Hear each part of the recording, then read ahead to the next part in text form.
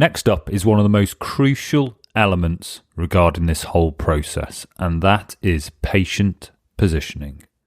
Now in this part we're going to be talking about the things like laryngeal axes, planes of view, etc, etc.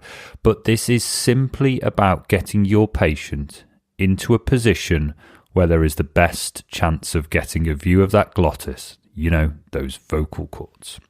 This follows on really nicely from all of the other talks, but in particular I want to briefly make you think back to James talking about the environment section. So for all patients, we ideally want that uncluttered environment with 360-degree access to the patient. So we're going to presume all of that is in hand. So now, what are we going to do with the patient to maximise the positional element in the patient that we've got here? Well, this horrendous example of the human form is Simon. And he is beautifully demonstrating being in what we call a neutral position. He is definitely not a Sleeping Beauty. But if you can look past that, there are 3 axes that are important for us to consider. Firstly, there is the oral axis, shown here in red. So this is essentially an imaginary line drawn tangentially across the top of the tongue. Secondly, there is the laryngeal axis. This is what you see here in green, so heading down to the vocal cords. And this is a line at a right angle to those vocal cords down there. Thirdly, there is the pharyngeal axis. And this is the blue line that you can see on your screen. So this is heading down to the esophagus. And the imaginary line runs from the uvula to the posterior surface of the epiglottis. Now to be able to intubate, what you need to be able to do is create a straight line from the patient's incisors to the larynx. And if we remove the pharyngeal axis for a moment, so get rid of that blue line, you can see that in the neutral position, these are at a right angle, almost 90 degrees. So definitely not a straight line and definitely not the optimum position for intubation. So neutral is not what we want. Now aligning these axes is all about mechanics, using what is available to you. So firstly, it's about the position, and then it's about using that laryngoscope blade to make some final adjustments. So how are we going to line up these planes? Well, the method most commonly talked about is the ear to sternal notch position. Now this is absolutely brilliant, as not only does it present the optimal intubation conditions, it also optimizes ventilation. So that's great when considering the need to optimize your physiology before intubation. So get them into that position early. When you're performing ear to sternal notch positioning, this is what you are looking to achieve. Firstly, you horizontally align the sternal notch with the external auditory meatus, or the ear hole, if you want it in simple terms.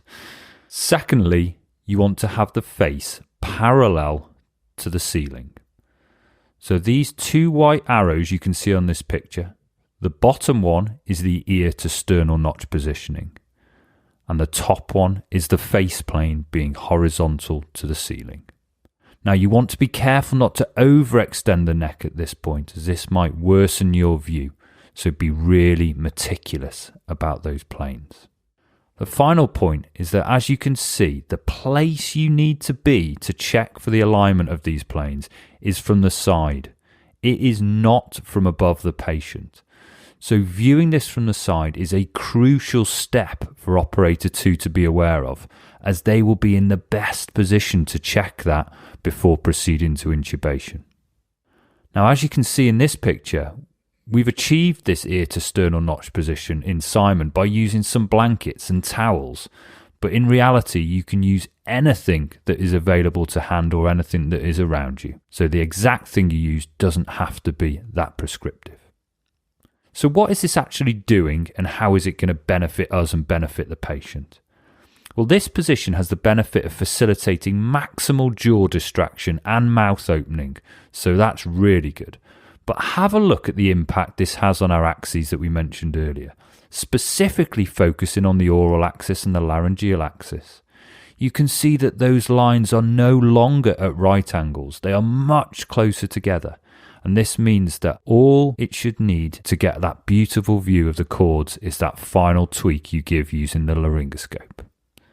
So remember, ear to sternal notch, face plane horizontal to the ceiling, that's going to improve those axes. Now there is another approach that you can use, and that is called ramping. Now this is especially useful for those patients in the ED, and the evidence talks most specifically about its utilisation in obese patients. So where the anterior posterior width of the chest wall and any breast tissue can cause real issues with laryngoscopy and getting a decent view. Now this process is slightly different, and what we are looking to do is elevate the back of the trolley by about 30-ish degrees, and then using some blankets or linen under the shoulders to tilt that head back, and then some more linen to rest the head on, which you can see here. The key bit though is ensuring that you have broadly got that patient in again that ear to sternal notch position, with the face plane being horizontal to the ceiling again. Now if you haven't got the ability to raise the head of your bed or trolley, then you can create that ramp out of linen, so sheets, blankets, or you could potentially tilt the whole of the trolley down, so i.e. you lower the feet of that trolley, which will create a similar effect overall and would definitely be useful in those patients who have any potential cervical spine fractures, as clearly there would be far less movement. Okay, so in summary, airway positioning is really important and can really make your life so much easier. Getting the position as perfect as possible should mean that you are then left with a relatively easy laryngoscopy to finally expose those vocal cords. The key bit about positioning is about optimizing those axes, and you do that by aligning the ear to sternal notch and having the face horizontal to the ceiling. And remember, the place to check this from is from the side, exactly where operator 2 is. Now, the final point, in obese patients, ramping is an extremely good idea, so consider raising the back of that bed or using some linen to achieve the same effect. All right, fantastic, Rob. Loads of amazing tips in there for airway positioning. But, I was thinking when you were talking there, there's a lot of those tips were based around patients on stretchers. And so I was kind of wondering about what we're going to do with our patients in cardiac arrest who almost invariably are on the floor. Have you got any kind of key tips and pointers for us in cardiac arrest? Yeah, certainly. I think that's a really good point to make. And I think, whether your patient's in cardiac arrest or on a trolley or in cardiac arrest on the floor, you've basically got competing priorities. But I do think people often rush unnecessarily when it comes to the preparation part of intubation in cardiac arrest. So above all, we need to remember that chest compression efficacy is the key. So there is not going to be the option to ramp your patients like I discussed earlier. So this really leaves us with that ear to sternal notch and that face horizontal to the ceiling. And I think this is definitely achievable in cardiac arrest, and you can use things like cushions, pillows, blankets, anything really, jackets, and it is worth spending 30 seconds just to see how close to perfect you can get that position if you're going to intubate in cardiac arrest. Now, the other potential option is to see if your operator 2 could help, if you haven't got any of that kit around, by manually lifting the head or by resting the patient's occiput, so the back of the head, on their fist, which you'll see mentioned in the literature. But in every cardiac arrest you go to, there will be different challenges. But you just need to remember that positioning is such a key element here that you would be absolutely crazy not to optimize it as much as possible prior to performing laryngoscopy. So basically, I know it's different, but I still think you need to consider those axes we talked about. Think about getting that ear to sternal notch position and try to get it as close to perfect as you can. Believe me, it is definitely going to be time well spent for that airway. Yeah, fantastic. And I totally agree with those sentiments, Rob. I think really, really valuable. And I think one of the other challenging situations that we often face with airway management, certainly in the pre-hospital setting and no doubt in hospital as well, is those patients with C-spine concerns, particularly if they've been immobilized by a crew. What are we going to do about those patients? Yeah, I mean, these are tricky patients, aren't they? And I think, we're inherently in sticky ground here because, we know that the immobilization is going to make the view worse. So try and do what you can do, first of all, to minimize that. So, open the collar, don't leave it strapped down tightly.